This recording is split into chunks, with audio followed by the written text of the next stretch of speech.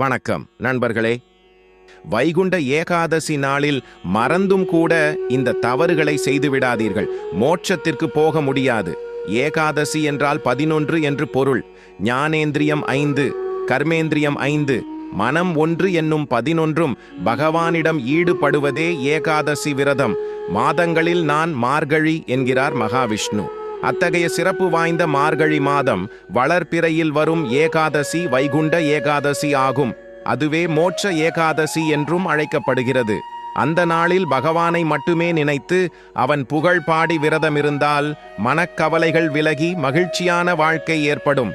ஏகாதசிக்கு முதல் நாள் தசமி அன்று திருமாலை வணங்கி விரதம் தொடங்கி அன்று பகலில் ஒரு வேளை மட்டும் சாப்பிடலாம். ஏகாதசியன்று அதிகாலையில் கண் விழித்து குளித்து மகாவிஷ்ணுவை வணங்கி மந்திரம் சொல்ல வேண்டும். பெருமாள் ஆலயங்களில் நடைபெறும் வழிபாட்டு வைபவங்களை தரிசிப்பது சிறப்பு. அன்று இரவு முழுவதும் கண் விழித்து புராண நூல்களை படிப்பதும் பகவான் நாமங்களை சொல்வதுமாக இருக்க வேண்டும். ஏகாதசிக்கு மறுநாள் துவாதசி அன்று அதிகாலையில் குளித்துவிட்டு கோவிலுக்கு சென்று இறைவனை வணங்கிய பிறகு உப்பு புளிப்பு இல்லாத உணவை பரிமாறி சுண்டைக்காய், நெல்லிக்கனி, அகத்திக்கீரை சேர்த்து பற்களில் படாமல் கோவிந்தா கோவிந்தா என்று 3 முறை கூறி சாப்பிட்டு விரதத்தை முடிக்க வேண்டும்.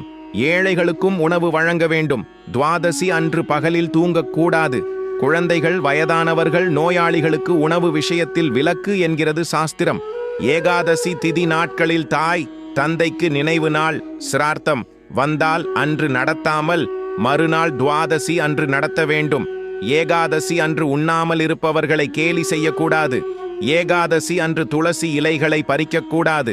தேவையானதை முதல் நாளே பறித்து வைத்து விட வேண்டும். வைகுண்ட ஏகாதசி அன்று இரவு கண் விழித்து பரமபதம் விளையாடுவது ஒரு முக்கியமான சம்பிரதாயமாக கருதப்படுகிறது. பாவம் செய்தவர்கள் வாழ்வில் கீழே இறங்குவர் என்பதையும், புண்ணியம் செய்தால் சொர்க்கமாகிய திருமாலின் வைகுண்டத்தை எளிதாக அடையலாம் என்பதையும் இதன் மூலம் தெரிந்து கொள்ளலாம். ஏகாதசி நாளில் உண்ணாமலும் உறங்காமலும் விரதம் இருக்க வேண்டும் என்பதே முக்கியம். ஆனால் ஏகாதசி விரதம் இருப்பவர்கள் பூரண உபவாசம் பட்டினி இருக்க வேண்டும். குளிர்ந்த நீர் குடிக்க தடையில்லை. 7 முறை துளசி இலை சாப்பிட வேண்டும். ஏகாதசி குளிர் மாதமான மார்கழியில் வருவதால் உடலுக்கு வெப்பம் கிடைக்க துளசியை சாப்பிட வேண்டும். ஏகாதசி அன்று இரவில் விஷ்ணு கோயில்களில் நடைபெறும் சிறப்பு பூஜைகளில் கலந்து கொண்டு இறைவனை வழிபட வேண்டும். முக்கியமாக அன்றைய தினம் மட்டுமே திறக்கப்படும் சொர்க்க வாசலை கடந்து பெருமாளோடு பரமபதத்தினை அடைவது சிறப்பானது.